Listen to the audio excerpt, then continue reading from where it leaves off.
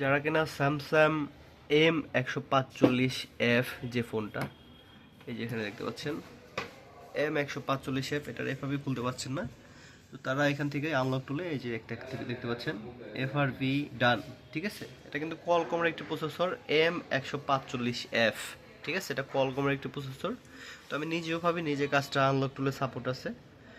তো জাস্ট আমি যখন কোনোভাবে করতে পারছিলাম না, তখন আমি ভাবলাম যে এটা আইএসপি করে হয়তো করতে হবে বা আইসি খুলে করতে হবে। এটার আইএসপি কিন্তু সিপিইউর ভিতরে আইএসপি। তো জাস্ট এটা আনলক করলে নর্মালি হয়ে গেল। তো দেখতে পাচ্ছেন এই যে এখানে কিন্তু লকটা খুলে গেছে। ঠিক আছে, এটা জাস্ট কি করবেন আপনারা, এই যে স্যামসাংয়ে আসবেন, স্যামসাংয়ে আসার পরে এই যে এখানে সিলেক্ট করবেন M145। হ্যাঁ, এই যে এখানে শো করবে।